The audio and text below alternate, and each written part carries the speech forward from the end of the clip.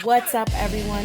Welcome to the Fighters Corner. I'm your host, Michelle, with Swerve Combat, and today we're joined by one of the most dangerous rising featherweights, Joy Pendell. She's actually calling in from Thailand, so thank you so much for joining us today.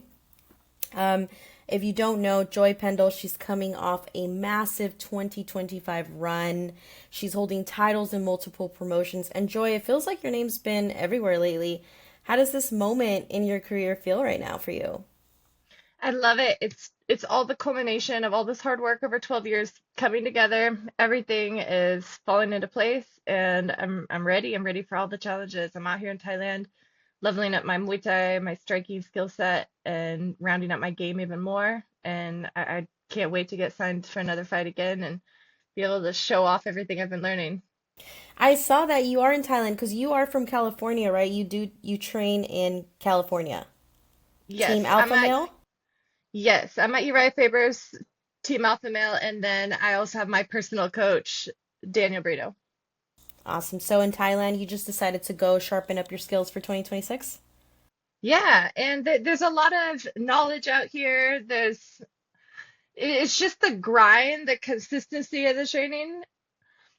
We run 5 miles every day, so 2.5 before morning practice, and then 2.5 after evening practice, and then there's two sessions, so morning and evening. So it's just a ton of drilling, pads, sparring. We spar twice a day, every day, but it's light, controlled, no concussions. So it's just been great training out here. Awesome. So for people discovering you, for the first time, can you kind of tell us about your MMA career? How did you get started? What made you want to, what pulled you into fighting? Well, it was kind of a slow development. So I started jiu-jitsu just out of interest in getting in better shape, and I didn't really know anything about MMA or jiu-jitsu or any of that, but I had just seen a little clip of Ronda Rousey and Misha Tate, and I was like, "Whoa, what is that? That looks really cool." And so I just Googled MMA gyms. I didn't even know what that meant, honestly, but I just went in for a jiu-jitsu class.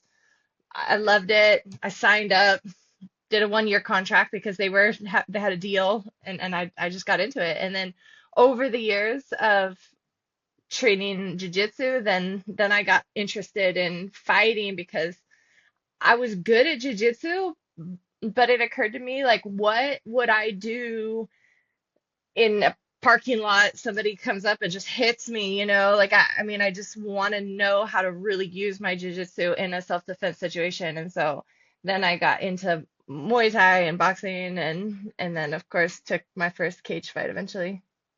Amazing. And you are a jujitsu black belt, right? You've also Yep. competed in the jujitsu world as well. Yep. I came up through the Fight to Win show. Um, Fight to Win's had a long evolution of their own, but when they first were starting, a second. They were actually they were one of the original Jiu-Jitsu super fight shows, and it was hard to get on the card. It was like invite only, or you had to apply, but then not everybody got accepted. So it is cool. It's cool being a part of that back in the early days. And then of course I was active on the IBJJF circuit too, and I won all sorts of things through IBJJF, but the World Championships as a purple belt at the adult and a level, and then 3 times as a Master One black belt. So I've done everything that I wanted to do in Jiu-Jitsu, and now I'm looking to accomplish everything in MMA. And your jujitsu really does show in your MMA fights as well. I feel like when fans watch you fight, your submission game really stands out. Like you're calm, you're patient, you're lethal on the ground. How would you describe your style and how has it evolved as you gain more experience?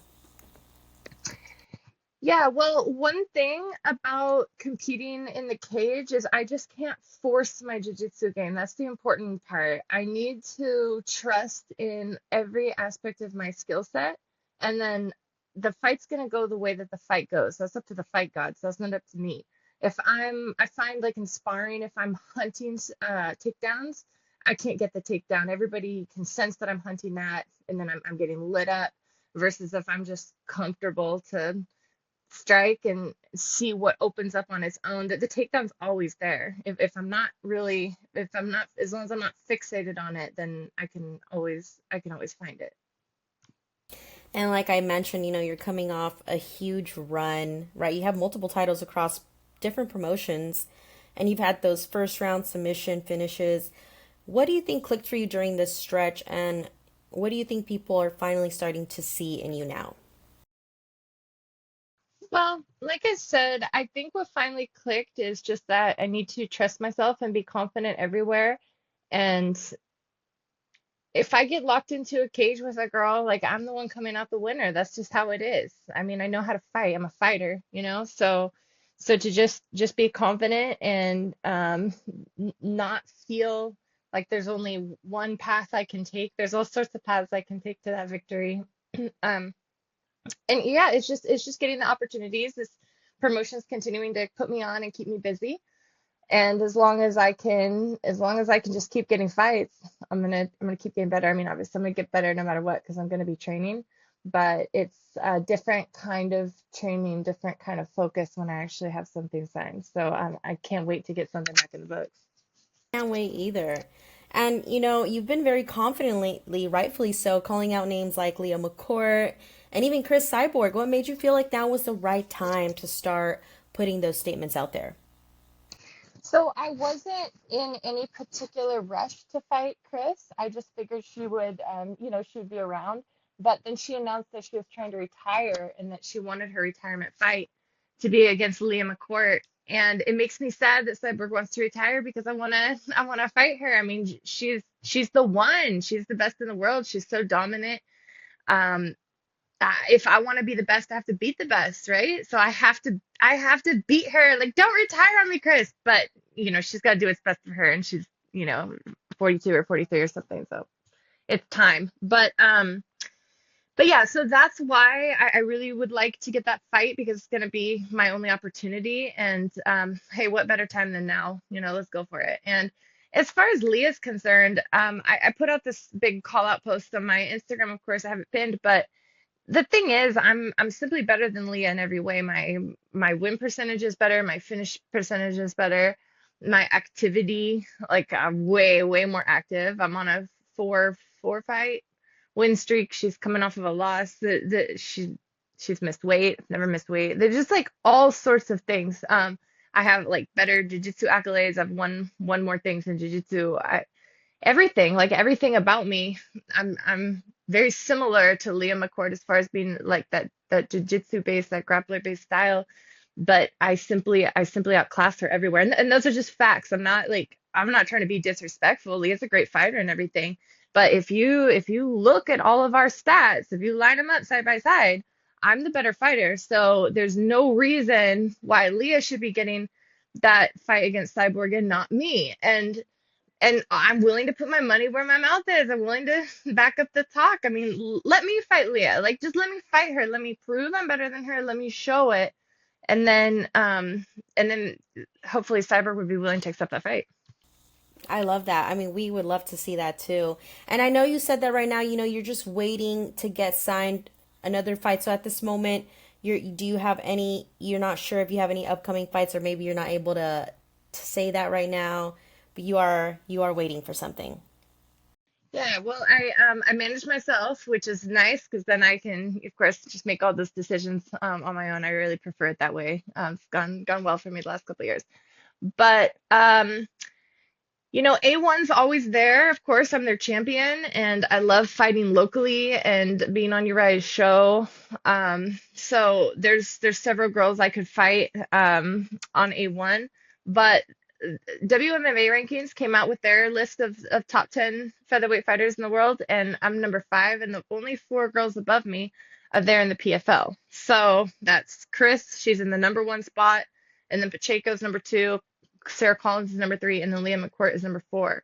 And then, of course, myself, and then Jamie Edenton is right below me. So the only two fights that I'm really interested in are against Jamie for the Invicta title, because that fight makes sense. Jamie and I are both the two top featherweights in Invicta, and there's no reason it shouldn't be us. There's no reason Invicta shouldn't let me fight for their title right away because I'm the title holder of A1 Combat and I'm the title holder of Supreme Fight Night in Mexico. Like there's no reason um I shouldn't get the opportunity. And but I understand like I'm just waiting for Invicta to have their next show and but I'm really hoping, all my fingers crossed, that on their next card they would offer me at least make that offer of myself and Jamie for the Invicta title. And then PFL, they know I want to fight for them. We're in contact, but I'm just waiting, I'm just waiting. Let's go. Yes. Yeah, I'm Yep. glad you brought up Jamie. I was thinking the same thing. I've seen both of you in Invicta, and I'm like, it just makes sense. So we'll tag them. We'll be like, come on, like we need to see this. Yep. But yeah, I mean, I can't wait to see that. I mean, that would be amazing. That's awesome to hear about PFL too. That's exciting news. But I can't wait to see you out there. So now it's time for some fun. We're going to play these quick little games. You know me, I love to play these little social media games that I make you guys play, especially at Invicta. So let me get these games out. Okay, so the first one, it's called Finish the Thought. Okay, so I'm going to just say a sentence and then you got to finish it. Okay? Okay. Okay, so my most embarrassing habit in the gym is. Oh, this is really embarrassing. I'm gonna demonstrate it. Okay. That one right there. I hate myself for it, but the fact is, like, there's nowhere else to go. So, I mean, Yeah. Just all right. yeah. Okay. If I wasn't a professional fighter, I would be a.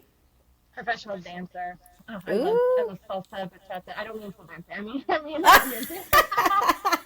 I'm gonna be Okay. careful how I say that. Like a Yeah, they're gonna dancer, clip salsa that. dancer, bachata dancer. Okay. The weirdest thing a fan has ever sent me in a DM is.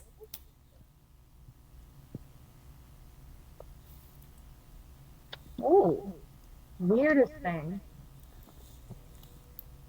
I well, there's a lot to choose from, and um,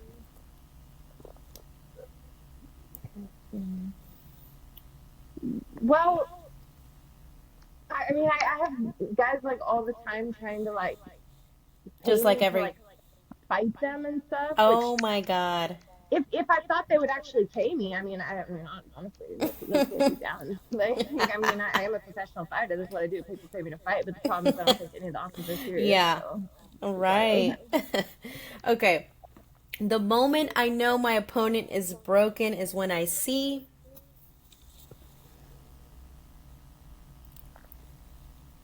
it's that look of fear. There's something in the eyes that changes. Yeah, there's like Something in the like eyes. their eyes kind of get wide and their jaw kind of slackens, and I can kind of see them deflate a little bit, like the energy leaves them like the air coming out of a balloon. All right. Okay. Next game is this or that. Ick edition. Smelly training partner or a training partner with long nails? I'll risk the nails. Oh my God. I cannot stand when people have long nails. I'm like, please trim them. Mhm. Trim them. Yeah, Sweat in the eye or sweat in the mouth? the eye. Yeah. A loud coach or a silent coach? I'll take a loud coach. Yeah. Getting caught in a triangle submission or getting hit with the liver shot? Well, I'm not gonna get caught in a triangle, so I'm just gonna do it. Period. Okay. Being the hero or being the villain of the card? Of the what? Being the hero or being the villain of the card? The hero. Retiring early at the top or fighting until your wheels fall off? Fighting That's until a the tough wheels one. fall off. All right, last game because Valentine's is coming up. We're going to play the red flag, green flag. I'm going to tell you a line and you tell me if that's a red flag or a green flag. They tell you they train UFC, but they've never stepped foot in a gym. Red flag. They want to walk out to the cage with you and hold your belt. No. Red flag. Like, immediately no. No. They follow all of your opponents and like their posts. No. Right. If they could follow my opponents, they can't like the posts. No. Yeah, yeah. Okay. They post a woman crush Monday photo of you, but it's a picture of you mid weight cut looking like a zombie. I mean, I would say that's a green flag, honestly. Like, love me how I am. Yeah. They take forever to reply, but always post on their story. I mean, shoot, that's me too, so I can't I can't judge smart on that one. Okay. They respect your schedule and don't guilt you for being busy. Major green flag, yeah. Yeah. They're willing to sit in the sauna with you during peak weight cut. Ooh, yes, yes. That's good time. Awesome. Well, thanks so much for being a good sport and playing the game, and for also, coming on to the interview series that I'm launching. And honestly, I cannot wait to see you fight. You are one of the most exciting grapplers that I've filmed, and I love to watch your fights. So I can't wait to see you out there again.